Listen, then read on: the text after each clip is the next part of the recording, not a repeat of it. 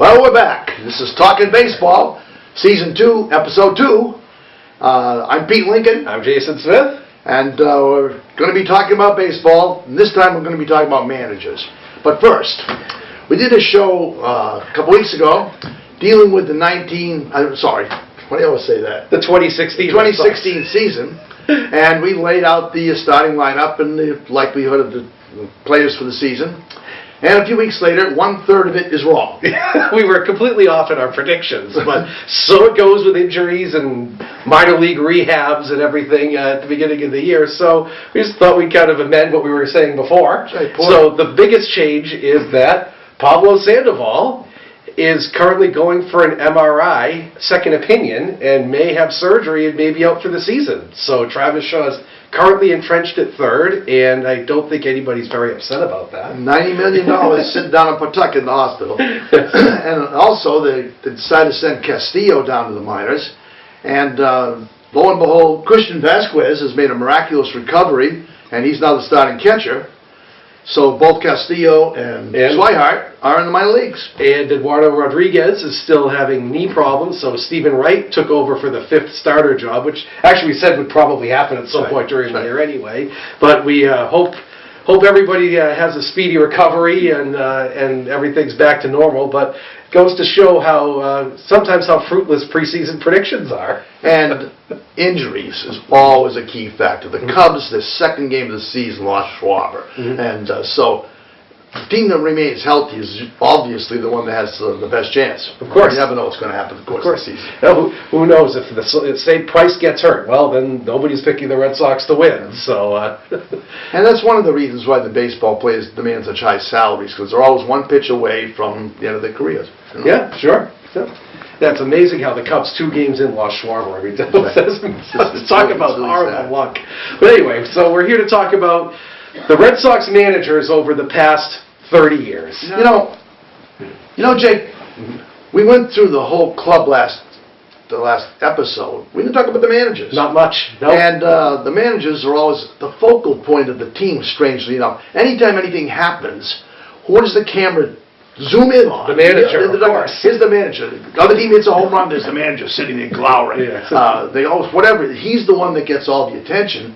And what's weird about it is that any other business, the manager's the highest paid player. Sure. Yes, he's one of the lowest paid players. Sure. And so that's when they always say if the team goes bad, it's easier to can the manager than the players. Oh, the manager always gets too much blame when they do poorly and not enough credit when they do well. So that's always the way it's been with managers. I think it was Billy Martin who said, we're going to lose, every team is going to lose 60 games. Every team is going to win 60 games. So the manager can maybe make a difference in 40 games. Yep. It's true. So, the players play, the manager never hits the ball, catches the ball, but the manager is the one that takes the attention.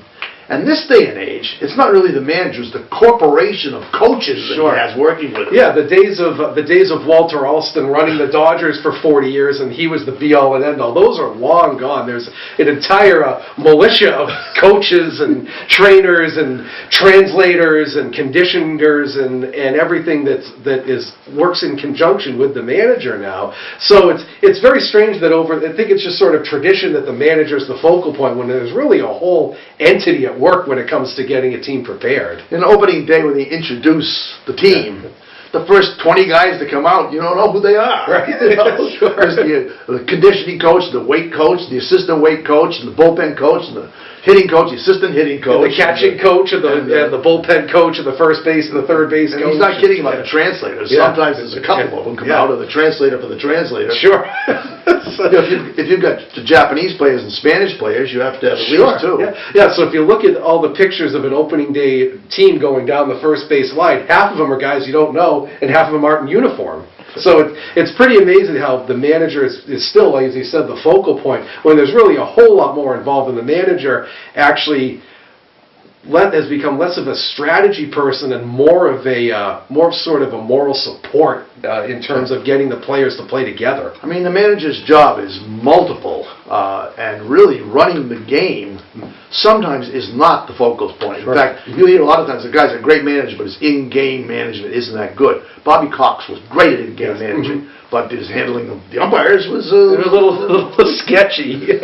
and of course, as you said, as the players get paid more than the managers do, there are certain things that a manager is expected to do. You know, your guy who's making $20 million a year, you're not expected to bench him. You're expected to play him every day. Or if there's a tough lefty coming up, you're expected to bring in your lefty reliever. That's right. So there is some strategy involved, but a lot of it, as you said, is a corporation rather than one person's decision. And it comes down to the manager is the public face. Yes. He's the one that after a terrible loss has to stand and listen to idiotic questions from the press. But he, in fact, it's part of his contract. He has to meet with the press immediately after the game. And with football, at least it's only once a week, but a manager might, if they have a 10-game losing streak, by the 10th game, his patience might be teeth short. Oh, geez, I think that happened last year, didn't it? I think that was an 8 or 9 game losing streak last year. But he's always the one that the focus is on, and so that's, well, we thought it might make an interesting show to talk about the Red Sox managers over the past 30 years, so the audience would be familiar with a lot of these names. What's strange about the Red Sox is that over the 115 years of this team's history, they've had 48 different managers, way more than any other team. And some of the managers have been in tenures as short as a year, a couple even less than a single year, but they never seem to go out and get big name managers. It's usually a manager that's come up through the Pawtucket system or someone that's had a couple years experience with the major leagues, but nothing, they never seem to go after somebody like, Joe Torre Joe Torre or Jim Leland or anyone Jim like Leland that. especially, I know they were interested in it a couple of times. They always seem to and usually they haven't had any big name managers other than maybe Joe Cronin in their whole history. That was way back. And he was still a player manager then. That's right. Which actually leads us to one of our trivia question for the day. Here's the trivia questions for the day. And if you get this, this is very impressive. Of all the managers for the Red Sox, there have been, believe it or not, 10 in the Hall of Fame. So how many of the 10 can you name? Now, they didn't have to go in as a manager, but they are people who have managed the Red Sox at some point. There are 10 in the Hall of Fame, and which of them was the most recent to be inducted into the Hall of Fame?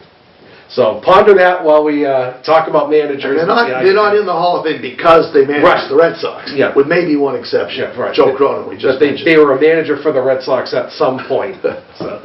It's pretty amazing when you think about it, how short the tenures were. Actually, Terry Francona is the second longest tenured manager in the history of the Red Sox. Cronin's first and Francona's second, and it's by quite a bit too. It's by I think 3 or 4 seasons that Francona's the second tenure. And you think of so many other teams, immediately managers come to mind that have been there for a long time. Stengel with the Yankees. Alston with the Dodgers and so forth. And Lasorda after him. That's right. The Dodgers said they get 2 managers in 50 years or something ridiculous like Connie Mack of the old Philadelphia A's was a 50-year manager. It helped that he owned the team. Yeah, a little bit. But it's amazing that you think a big market team would sort of latch on to a big name manager and kind of ride with him, and that's just never been the case with the Red Sox. History. Yeah. So, we're going to begin back 1985. The year before, of course, that the curse was almost broken with a fellow named John McNamara. Now, John McNamara had managed several other teams. In fact, he got robbed because of the split season in '94. I'm sorry, in '81, when he managed the Reds that had the best record in each half, but because they didn't have the best overall record, he didn't make the playoffs. So one of the other terrible things that happened in that '81 season. But he came in with a resume, and the first season he was 18 and a half games behind, but '86 has gone down as one of the classic Red Sox seasons. They came in first. They won the AL pennant. They endured an amazing come-from-behind victory in Anaheim to beat the Angels to make it to the World Series. The Dave Henderson home run that got Henderson them back home from run. the grave, and they came back and won. And the great clutch pitching of Steve Crawford. The one and only. So they come into the World Series against the Mets, who had a fabulous year, best record in baseball that year, favored heavily. So what happens? They go to New York to open the series and win the first 2 games. Crawford actually got the Yes, he win in the did. second He got game. the win in the second game. So Boston is going completely berserk. Yeah. And they come back home, and they lose the next 2 games, but Bruce Hurst bails them out with a 4-2 win in the 5th game. Complete game effort, too. See, they head to New York. They had 3 games to 2. And they come into the 6th game with their ace. Roger Clemens has just finished a storybook, maybe one of the best seasons in baseball history. 24-4. He was 14-0 to open the season. Yep. So he's pitching. How can we possibly lose?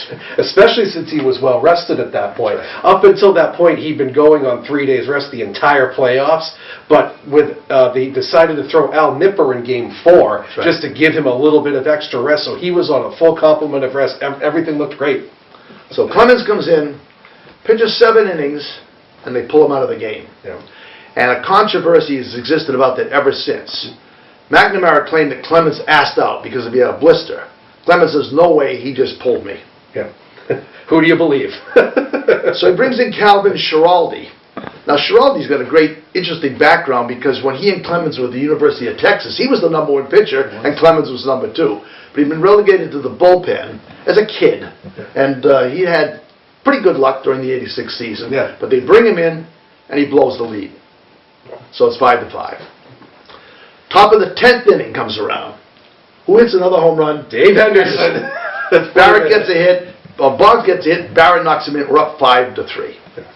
Schiraldi stays in now. Stays for in. another inning. For a 3rd inning, because he brought him in That's right. the 9th. That's now the, 3rd inning. So tell him what happened. And, of course, Schiraldi gets the first 2 outs, and single by Gary Carter. And then, of all people, Kevin Mitchell comes in as a pinch. It was his rookie season. Came in as a pinch hitter, and he got a hit. And neither one of these were hard hits, I might Flares add. in These there. were little flares. And you could see the panic start to set in. Yeah. Schiraldi, all of a sudden, the eyes got big, and he was not ready for this moment. And we all know what happens. There's a couple there. Ray Knight comes in. Ray Knight comes in, knocks in the run to make it 5-4, and he pulls Schiraldi and brings in Stanley, who immediately throws a wild pitch. Wild pitch, pass ball, whoever you want to blame, it happened. And they tie the game, and then, of course, there's the famous Mookie Wilson roller through Bill Buckner's legs, and they lose 6-5. Which brings up the other controversy. Yeah. Mm-hmm. Almost always in late innings, Dave Stapleton had replaced Buckner at first base because Buckner's knees looked like the map of Gibraltar. There was just nothing left of them at all. And instead, according to McNamara, he wanted Buckner to be on the field with the rest of the team. What is that? Yeah. You got to win the game first. And so, in the next game, and this is another lack of judgment. Oil Can Boyd had a great year that year, but he knew he had a volatile temperament. He didn't make the All-Star team, and he almost quit the team. He almost boycotted baseball because he didn't make the All-Star team. He was scheduled to pitch the 7th game. But because there was a rainout, back comes Bruce Hurst for the 3rd time, and Bruce lasted about 5 innings. Then they finally got to really him. hit a wall. Bring Schiraldi back in again, and it was all over. Yeah. So why didn't he let Boyd pitch? And Boyd, in his disappointment, and this isn't to his credit, went out and got absolutely blotto that night and was unable to pitch the next game. So there's a misunderstanding of the guy's temperament and trusting too much on the old horses. Okay, we're going to keep running the horses. So, and another interesting lack of judgment in that game is that they had a rally. Don't forget, they were ahead 3-0 in that game, and they really could have put it away. Right. And the Mets brought in Sid Fernandez, who was a killer lefty pitcher, and he let Buckner hit instead of Don Baylor. Buckner made it. Buckner struck out, killed the rally, and they couldn't hit Fernandez the rest of the game, and he had Don Baylor on the bench.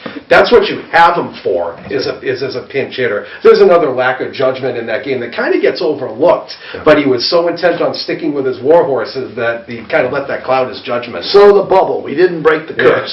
The next year the team had a losing record, and halfway through the '88 season he was fired. Which leads to, at the All-Star break of '88, in comes Joe Morgan, also known as Walpole Joe, and was much beloved by the fan base. He had paid his dues. He managed 9 years at the Pawtucket level, and he was up as a coach, and McNamara was fired rather unceremoniously by the powers that be, and it was just a dead team. They were 500, and Morgan came in, and the first month that he took over the team, they started 19-1. They won their first 12 games, went 19-1, and this included a streak of 24 straight home wins. Now get your mind around that. They won 24 straight home games. These days you win 4, you know. Yeah, right. So and they were they played well the rest of the season, but that one hot streak is what propelled them into the playoffs. I think they ended up with 89 wins that season, and immediately got swept by the Oakland A's, who were just a juggernaut at that time. That's when they were in their prime with those late 80s, early 90s teams. But everybody had reason to celebrate. Morgan came in and he got the fan base revitalized, and a lot of the '88 team was sort of young and up and coming players, so they had every reason to be optimistic. And he leads them again to a title in 1990, a division title, again with a very flawed team. Some of these guys that they were bringing up through the minor league system, a lot of them were one-year wonders, and they never quite panned out the way they thought they were going to. And especially that 1990 team was really held together by Clemens and a lot of duct tape. there was not a lot. That 1990 team was not a great team, but he got them to win the division somehow. And of course, they got destroyed by the A's in the series again, swept in 4 games. But it was basically Clemens and Boggs and a bunch of scrubs on that 90 team. And there were some great memories of that. He had a memorable showdown with Jim Rice in '88, who was he was at the very end of his career, and I'm not saying this to demean Rice. He deserves to be in the Hall of Fame, but he put on a lot of weight the last couple of years of his career, and it was clear he wasn't an everyday player. There were even rumors that he needed glasses and refused to get glasses because he was losing his eyesight a little bit. And there was a situation that perfectly called for a sacrifice bunt to tie the game. And Rice is up. He pulled Rice and pinch hit Spike Owen instead. And Rice went ballistic in the dugout. There's still footage of Morgan and Rice going back and forth, and Morgan said, in his old folksy way, "I'm the manager of this 9," and he sat Rice down. And that was sort of a memorable moment in Morgan's managerial career, because it showed that he was the exact opposite of McNamara. Morgan went a lot by instincts and matchups rather than running the same guys out there every day. He sort of played to his pitching that day or what the situation was, who was hot. You know, if there was a guy like Todd Benzinger had a hot 2 weeks, he was going to ride Benzinger those 2 weeks until he stopped hitting. He wasn't going to automatically give the job to a veteran. But anyway, he sort of rode that instinct through '88 and '89 and '90, above 500 every year. Yes, yeah. Above 500, and if you look at the roster, you say, who are these guys? You got a lot of mileage out of some not so great teams. And 91 rolls around, and this is the one that is really amazing to me. 1991, they had tied for second place. They were 7 games behind Toronto, and Toronto was on the verge of those great World Series teams that they had in the early 90s. So certainly nothing to shake your head at. And he got called in, and they fired him because he wasn't living up to expectations for the 91 team. And memorably on the way out, he looked right at the upper management and said, "Those guys aren't as good as you think they are," and just walked out of his firing. But he was very memorable, and he's really remembered fondly by the fan base because he was a local guy. And there were stories about when he was a minor league manager, he drove a snowplow on the Mass Pike to supplement his income, so they called him Snowplow Joe. Those were the days. Yeah. Well, usually ball players had to work in the offseason. Sure. Because they weren't paid anything. Yeah, especially in the minor leagues. That's right. Minor leaguers got nothing.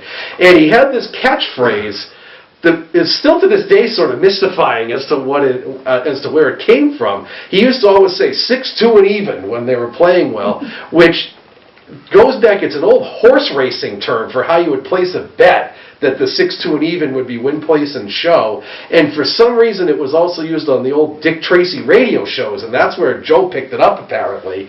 And for some reason, when they were doing well, he'd always say, "Oh, another 6-2 and even." And what does that mean? Well, we never really got a good explanation. We can't help you, fans. We can't. We don't know on that one. So, the next manager was a mistake. And how they picked him, why they picked him is still a mystery. Butch Hobson had been a 1 or 2 year wonder with the Red Sox on a good team. It was a team where he was hitting ninth and hit 30 home runs. What's interesting about his personal stats was he has the fewest lifetime home runs of anyone who ever hit 30 in a season, fewer than 130 in 1 year. A more memorable record is he had 43 errors at third 1 year, and his fielding average was .899. It's the lowest in 60 years for any full-time position player. He had chips in his elbow, and he would make these great diving stabs and then throw it right into section 16. You can count on it. His E5 was his license plate number, I think. And he had been managing a couple years at Pawtucket, so they bring him in. He managed 3 seasons. The first season, he was 23 games behind, the second 15, and the next 17. Overall, he was 55 games under 500. Worst record of any Red Sox manager they've ever had. He was a nice guy. And when he was finally fired after the 3 terrible years, he supposedly went around and gave tips and shook hands with the parking lot attendants and the people in the clubhouses. Very good guy. And within 2 years of managing for the Phillies, he was busted for cocaine use in the dugout. And it kind of put an end to his forgettable career. And I don't want to slander the fellow because I guess he's a pretty nice guy. But Butch Hobson is probably one of the low points of Red Sox managers. It was the first time they'd finished last since the 30s when he was managing. It had been 60 years since they finished last, and those were just some dark days. Those were some bad teams in the early 90s.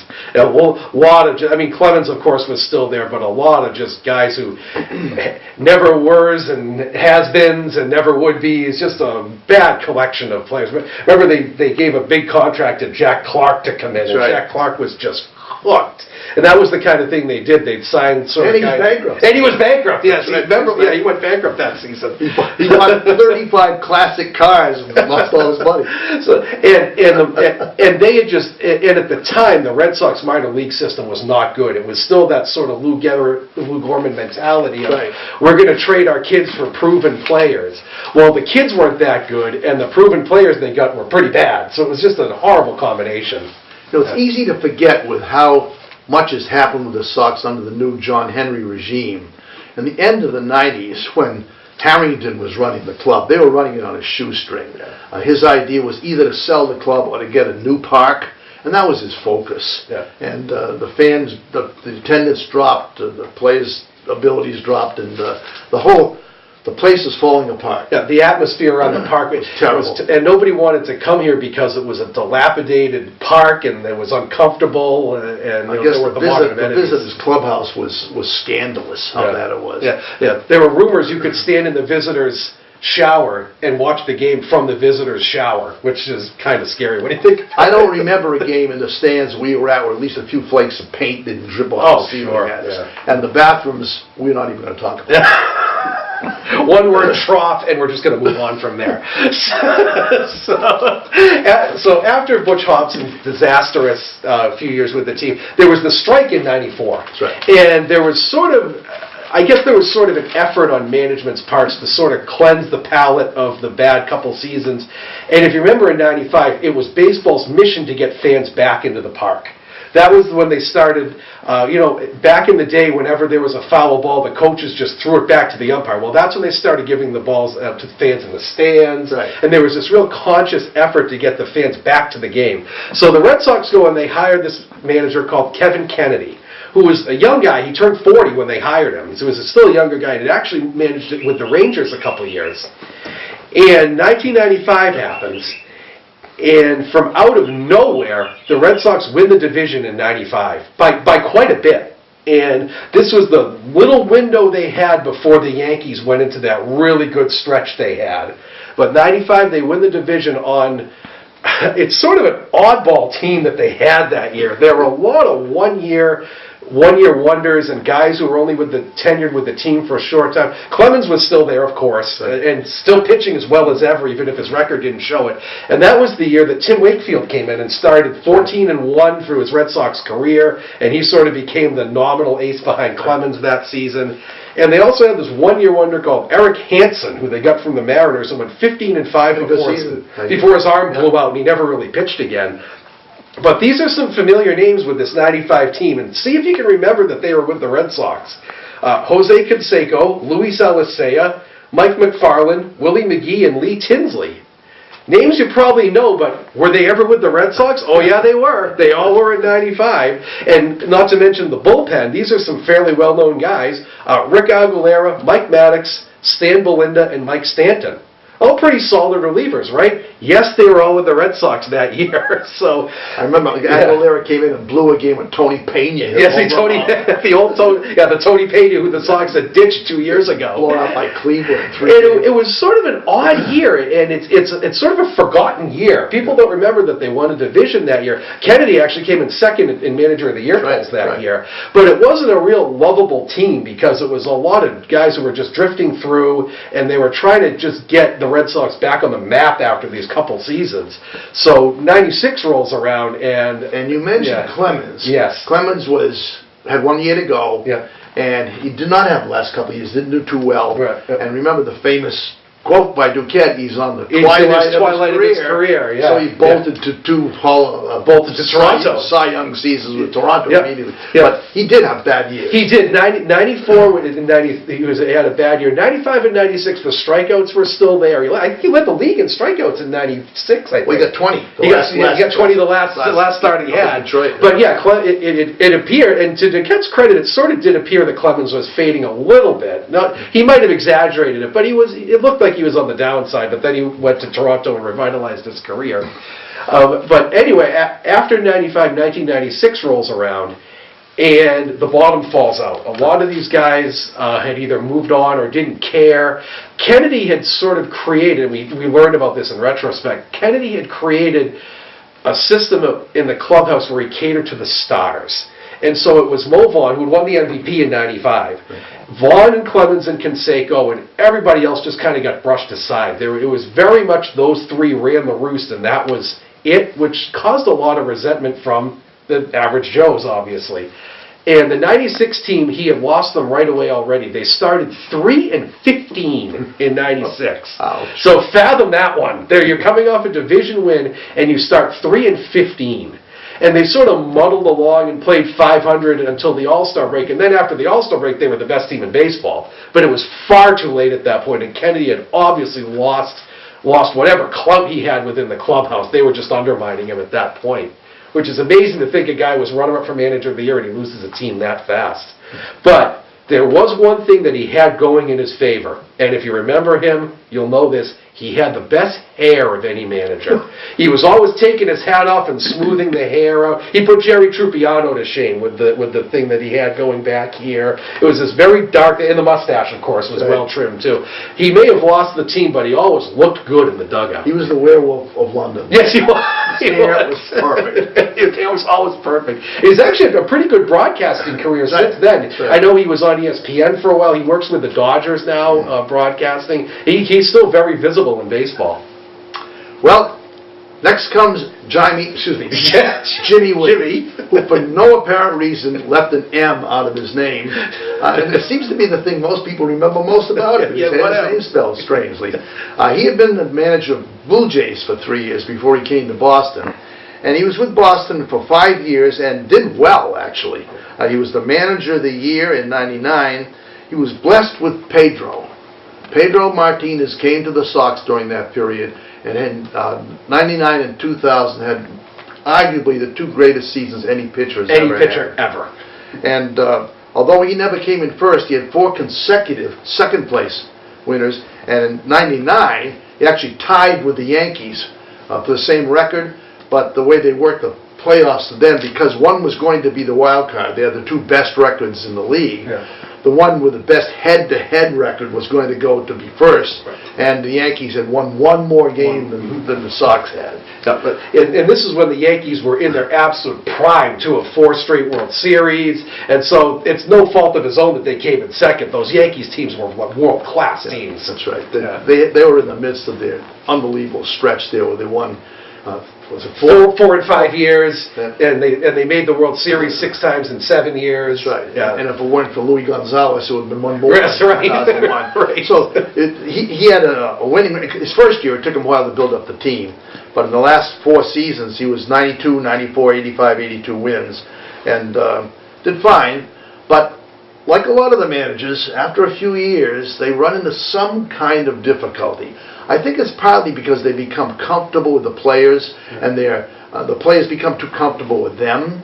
I never thought it was good that Petey played cards with Terry all the time. There's got to be some kind of a distance between the two.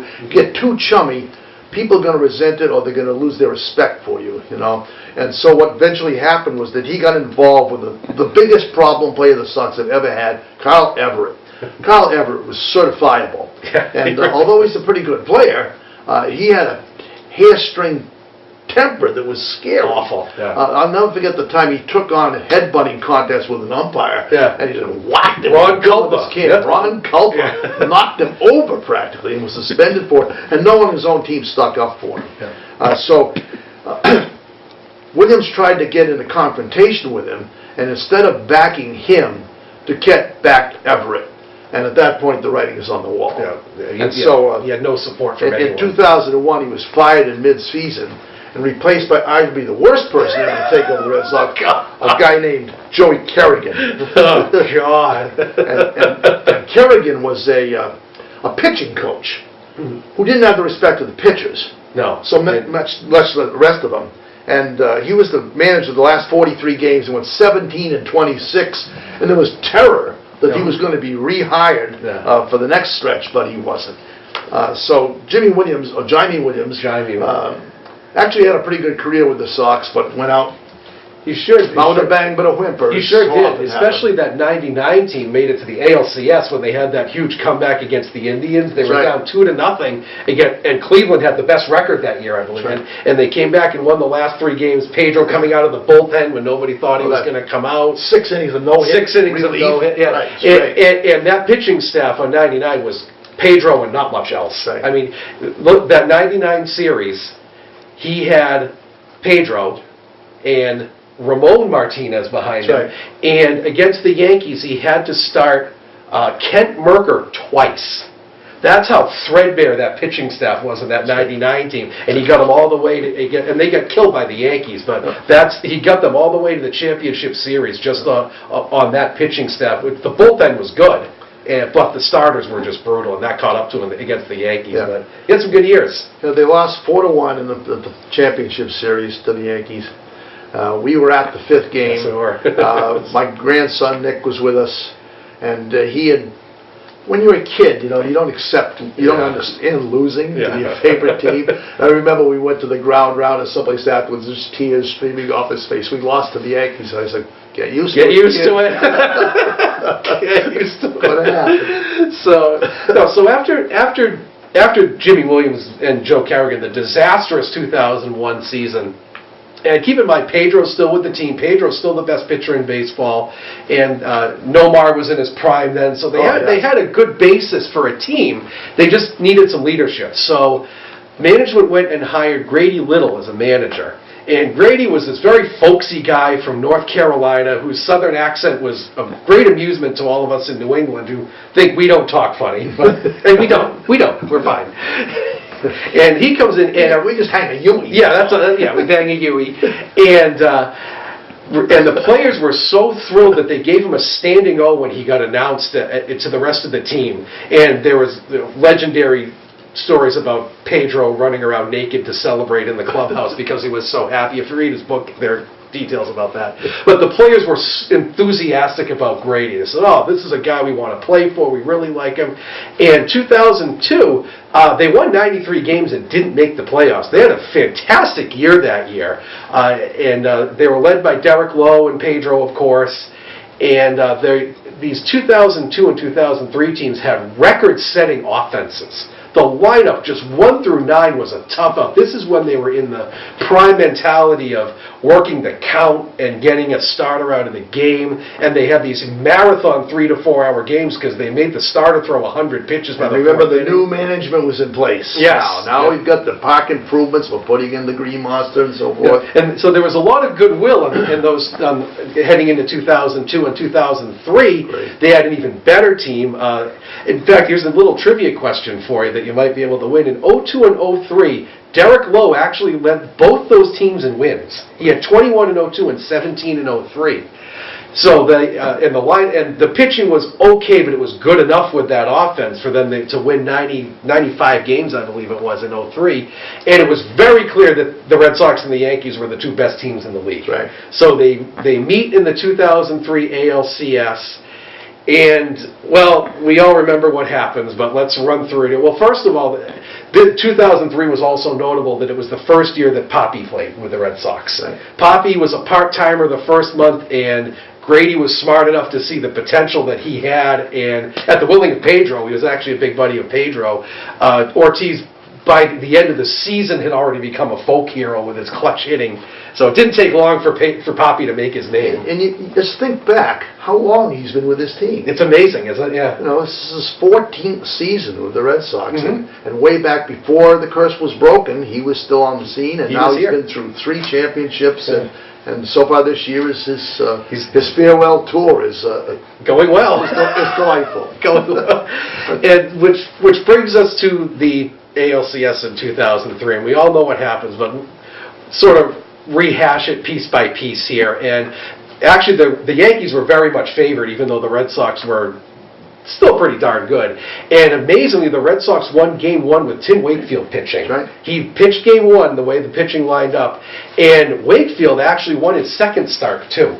And the long-standing belief is that if the Red Sox had hung on and won that series, Wakefield would have been the MVP of that series. He totally shut the Yankees down twice. But the Yankees also hit Pedro pretty well in that series in the first start, and they murdered John Burkett in his start, which no surprise there. Who? Yeah, exactly. That's who they were rolling out for starters. So Game 7 rolls around. Pedro has pitched 7 brilliant innings. He's over 100 pitches already. They have a 5-2 lead, and Grady sends him back out for the 8th inning. Now, Pedro never thought he was coming back out for that inning. He'd been told he wasn't coming back out, and there he is. There he is. Pedro's out. And so Pedro comes out for the 8th inning. And he gets Nick Johnson for the first out. Took him 8 pitches to do it. Nick Johnson was a tough out, by the way, in that lineup. And Timlin and Embry and Williamson are all ready to go in the bullpen. This is the legend. And Pedro gives up a hit to Jeter and a hit to Bertie Williams. And Matsui is up next. Matsui is the lefty. Pedro is fading.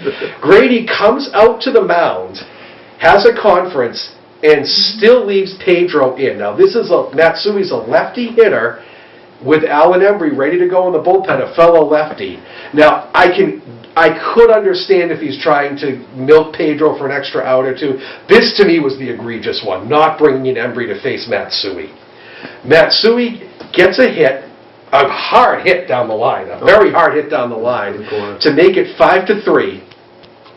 And up comes Jorge Posada. Pedro still stays in to face Posada. Posada bloops a 2-run single into center field, and the game is tied 5-5. And Pedro finally gets lifted after 120-something pitches. Now, as I say, the legend is that Timlin, Embry, and Williamson were ready to go. Not entirely true. Williamson had blown out his elbow. He couldn't even pick up his arm. He was not going to come in. In fact, he had off-season surgery, and the surgeon said it was the worst elbow he'd ever seen. And he tried to come back, but he was never really the same after that. So Williamson wasn't really a possibility. But Embry certainly was, and Timlin certainly was. And if you can't get the last 5 outs of the game with those 2 guys, then you probably don't deserve to win. Right. So I don't fault Grady leaving in Pedro into the 8th inning. It's during the 8th inning that he really should have been pulled. And it really came down to those 2 guys because their bullpen was nothing after those 2 guys. They had Todd Jones and Scott Sauerbeck and B.K. Kim, who was not going to come into a game under any circumstances. So it really fell on did he trust Timlin and Embry more than Pedro? And he didn't. He trusted Pedro more than those 2 guys. And he was wrong. You know, it's funny is people collect bobbleheads. They put out a bobble arm of Grady Little. I have a signed one, actually, signed Grady Little. He should have pulled him. And I can remember at the time, when Pedro finished the 7th inning, he went into the dugout. People shook his hand, collapsed him. He was done. The Sox had a 5-2 lead, capable, and the Yankees were leading off to the top of the order. But they were, should have been safe hands. Yes, yep. And all of a sudden he sends it back in. We said, okay, just to get Nick Johnson. Yes. Yep. And so he got the first out. And then, why is he doing this to the guy? Pedro stats proved that after 100 pitches, he was much, much, much more hittable than before. Yeah. And he went into 120 pitches eventually. Yeah. And especially against guys like Jeter and Williams, you're not going to fool those guys. I mean, that was ridiculous to leave him in against those two. And it cost him his job. Yeah. That was it. Yep, he got fired after the season, and at the time, everybody was happy about it because everybody was so incensed at that decision to leave Pedro out there for that Game 7. So, in comes the legend. No reason to think he was going to become the legend. Terry Francona, known as Tito because his dad was, and some amazing original nicknames, had been managing the Phillies for a few years and was essentially run out of town. Oh, those Phillies teams are awful. In fact, when the Sox went back and played the Phillies a few times, they booed them to the hilt. But what it really amounts to is that he inherited a terrific team. He did. Yep, they filled in the two holes that they needed. In the offseason, they went and got Keith Folk to shore up the bullpen, and they got Kurt Schilling. Yeah. And that was... Schilling especially, because that gave a Schilling Pedro back-to-back, only for that year, but at least that was an unstoppable combo. And the rest is history. We don't need to review the 2004 series. Yeah, that'll be a whole different show sometime. that whole season. But they finally did reverse the curse. I want to say something about the curse. There is no curse. No. Dan Shaughnessy made up the curse by falsely reading the numbers that were up on the right field wall. Yeah. And he made a lot of money off it. He did. Enough said. Yeah. Okay. Now Terry, as we all know, went on to manage for 8 seasons and unexpectedly won another World Series in 2007, that really came out of the woodwork. He sure did, yeah. Sure But he had, it's too much to rehash, and probably most people remember it. But he was very well liked by the fans, very well liked by the players. And what was not known that much was he had some health issues that were considerable. Yeah. There were days that it was hard for him to walk out to the mound. He had some cancer problems that were understated, some domestic problems. But he did keep the team pretty well intact, and the players liked him. He was folksy with them, to my money, maybe a little bit too much. Maybe, yeah. In fact, if you look at all the the entire time Terry managed, do you know what his number is? No, because he never took his windbreaker off. Even on the hottest of days, because of the health issues that he had, he always wore the windbreaker. It was number 47, by the way. And do you know the league office called him on that? There was a few times when the league office decided who could be in the dugout and not. Remember when they threw Johnny Pesky out of the dugout? Sure, yeah. It was such a scandal. But now, because they have to have the translators, and the weight guy, putting all these people in there, they're not as tough on as they were. They gave him grief because he had a windbreaker on instead of his uniform. Why do they have to wear uniforms? I have no idea. I'll tell you, here's a question.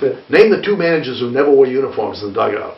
Oh, Connie Mack. That's one. Connie Mack. The other was Bert Schotten with the Dodgers in the 40s. Cool. Good to know. Some extra trivia for you today, right? Connie Mack wore a suit and tie, yeah. a rolled-up program. He directed everything. Yeah. When he retired, he was well into his 80s, still managing the team and paying them. Yeah. So I'm not going to talk at length about Francona, other than what happened in 2011. They had an enormous lead going into September, and had a disastrous fall. I think only the 64 Phillies could be worse. Yeah. They went 7-20 in the last day of the season by losing that game, and about 15 minutes later, the Rays won on a home run by Longoria, missed the playoffs altogether. And what's blamed for that is that at the very end of the season, last couple of months, he lost control of the team, especially some of the starting pitchers. Yeah. Beckett was a bad apple. Yeah, he was doing well when he was doing well, yeah. But when he wasn't doing well and he had some difficulties, he just became a sour apple. And I hate to say it, but I think that probably Lester also joined the crowd. And there were 4 or 5 pitches that were caught by, again, one of these reporters who was always looking for something to undermine the team, drinking beer and eating chicken in the clubhouse during a game that was going on.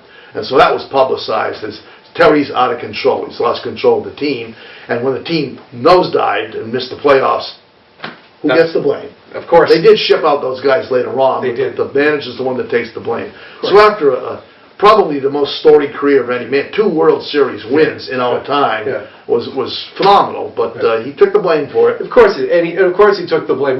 Never mind, people overlooked that they were rolling out guys like Kyle Weiland to start out games during that stretch in September. I mean, injuries had really made that team pretty thin at that point, and I think that kind of caught up to him too. So it was convenient to blame him. It's interesting to me that he never won Manager of the Year, but he went on to Cleveland and has done pretty well. Done very well with that team. Very well. Got him in the playoffs a couple times and overachieved with those Indians. But 2012 leads to an infamous character. Yeah, let's get into 2012. And because there was this hue and cry of Francona had lost the players, the fan base, not necessarily the manager, but the fan base said, we need a tough manager. We need someone who's going to go in and discipline these overpaid guys. And management went with Bobby Valentine. Now, Valentine was never that kind of guy in the first place. But let's get into I'm not going to rehash a lot of the season because we all know they came in last place. It was a terrible team and a lot of discontent. But I want to talk about how it was as much a political move to hire Valentine as anything else.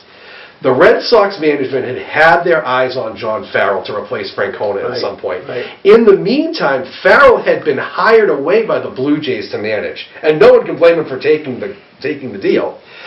So the Red Sox had it in their mind that they wanted Farrell to take over. So they weren't going to invest their time in any long-term manager because Farrell was in their sights. So they figured Bobby Valentine would be a one-and-done deal. And were they ever right? and I don't know. I don't entirely blame Valentine for that year. It was a combination of there was a lot of malcontents on that team. Beckett was still around. Lester was there. They got Carl Crawford, who ended up being a disaster. They got Adrian Gonzalez, who was certainly a good ball player, but he's not a real clubhouse kind of guy. He's very much set off on by himself. And they also had. People forget about this. Kelly Shopik was a backup catcher, and he was the ringleader in trying to undermine Valentine that entire year, and they shipped him out mid-season because they couldn't deal with him anymore. So there was a lot of discontent on that team, in addition to players knew he was essentially a puppet. They knew that he was going to be a one-and-done deal, and so he lost control of the team very quickly, and if you look at the roster, you say, geez, how did these guys come in last place? They just didn't care that year. They knew it was a one-and-done deal. But to management's credit, they did get rid of a lot of the dead weight that year. They did what's famously now called the Nick Punto trade, rather sarcastically, because the Dodgers, and thank them for taking this, the Dodgers took Beckett and Gonzalez and Crawford and Nick Punto all in a trade together, and it cleaned out a lot of the bad vibe, a lot of money, and a lot of the bad vibes in the clubhouse too when they were able to pull off that deal. How did they pull that off? I have no idea what the Dodgers were thinking on that. I have no idea. Beckett did nothing for him. Beckett had a no-hitter. That was it. Yeah. And Gonzalez is a good, solid player, but he's not a leader that you were looking for in the clubhouse. He's a very quiet guy, keeps to himself, and so that cleared the way for 2013, a lot of that trade, but especially the last 2 months of that season, they weren't even watchable. They were so bad. He was playing Pawtucket. He really was. It was essentially a minor league lineup by the time August rolled around that year. He came in with a bad rap, too, because he was a screwball. He was. He'd been in Japan for a while, and he's famous for getting kicked out of a game and coming back and sitting in the dugout with a disguise on. He had a Groucho Marx nose and mustache sitting there. Kind of a nut. Yeah. He also made the mistake of taking on Kevin Youkilis. Yeah, he did, yes. Youkilis soured at some point in his career. He wasn't playing with his head in the game, and he made the statement to that effect, and Pedroia called him on it before the season. We don't do things like that around here. You knew his number was up. Yeah. I have a friend who's a diehard Red Sox fan who says, I'm not watching this team this year as long as that blankety blank is running the team. Yeah. So, we come to the present manager, John Farrell. And Farrell had been a very, very popular pitching coach with the Sox and had wanted to be a manager. And instead of waiting around for Francona to get out, because Francona seemed entrenched, or maybe Mills was going to replace him too, finally decided to get an opportunity to go to Toronto, where he did badly and was not well liked. He expected to do better up there and didn't. But the Sox weren't allowed to deal with him. In fact, they traded. They did. Didn't they? I believe it was Mike Aviles they Yes, traded. Mike Aviles. Yes. And interestingly, Francona got him back on Cleveland. Yes, he did. He's still with Cleveland, actually. So they got Valentine Tree, and they called Farrell in, and Mirabile Dictu, the first year he wins another World Series. Out of nowhere. Out of nowhere. They got what was it, 7 for 7? Yeah, Cherington signed 7 free agents that offseason, and all 7 of them contributed. It was just a jackpot. I mean, it was a miracle that he got those 7 guys. Unbelievable. But Pete brought in people like, even the bench guys like Mike Karp had a career year. Right. Felix Dubron had a career year. I mean, it was astounding, all the guys that... Mike Napoli had Mike Napoli, a outstanding year. Sure. And they started this mystique about the beards. Yes. This couldn't work with the Yankees, because the Yankees, the guys have to shave during the game. Right, the Yankees. But they grew these hideous beards, and one time didn't they shave them for charity or something? They did. Yes. Back again. They grew Johnny Damon looked sort of like a caveman after a while. Well, yeah, Damon did that back in the day, but it was Napoli and Karp and David Ross. That's right. And Napoli's especially was this resplendent, like lion's mane under his chin. It was pretty remarkable. And so they won. They had a 97-game win season, which was one of the 2 or 3 best seasons they ever had. And they never lost more than 3 in a row that season, too. It was incredible how consistent they were. And they had more difficulty in the playoffs. Excuse me. They beat the Tigers 4-2, I think it was. It was 4, and they probably would have lost without Poppy's grand slam in the game 2. They lost the first game at home, almost got no hit, and they were losing 5-1 in game 2 until Poppy hit the grand slam, and then they came back at that point. But they were on the verge of losing that series. And then they played the Cardinals in the World Series, and they tied 2-2 after. Tell them about the ignominious play. The game where they called Will Middlebrooks out at third base because they claimed that he impeded the fielder from getting. Well, I don't really remember what the call was. He was the fielder. Oh, he was the fielder. He impeded Alan Craig from scoring on a play down the line. Now, 2 things. Alan Craig had just had a surgery and could barely walk, and the umpire didn't notice. Daniel Nava had come around and backed up the play, and he already had the ball in his glove by the time Craig had hit third. So there were 2 reasons not to make that call, and he made it anyway and said that Craig would have scored on the play. So anyway, they lose that game. Middlebrooks had fallen down. Yeah. Craig didn't have the ability to hop over him, yeah. So he sort of stumbled over him. So they called impeding, and then they lost the game. Yeah, but they won the series anyway. That's what counted. And we all remember Koji on the mound finishing off the series. So Farrell's still here. Interestingly, the next 2 seasons were terrible. 2 fifth-place seasons in a row. Yeah. And actually, he has, after the 3 seasons, he has a 220 wins and 221 losses. He actually is under 500 going into this year. In fact, when he announced last season that he had cancer, I understand by some of the press that when they were called into the conference where it was announced, they thought he was going to be fired because he had done so badly. Yeah.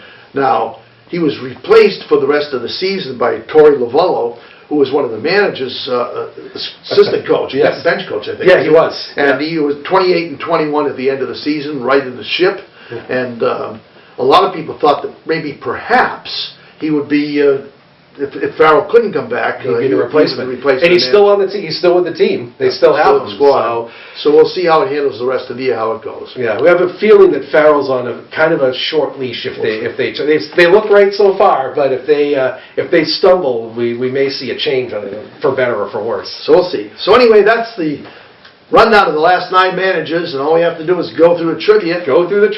So there have been 48 managers in the history of the Red Sox. Believe it or not, 10 of them are in the Hall of Fame. Now, not all for managing, because Cy Young was a player-manager one year. Lou Boudreau was a player-manager. So they're not necessarily in for managing, but they are 10 players who have managed the Red Sox in the Hall of Fame. And the most recent one, believe it or not, and I'm sure you all remember him, Mr. Dick Williams is the latest inductee as our possible dream. The year we came within 1 game, one Bob Gibson, I guess. Yeah, one Bob Gibson.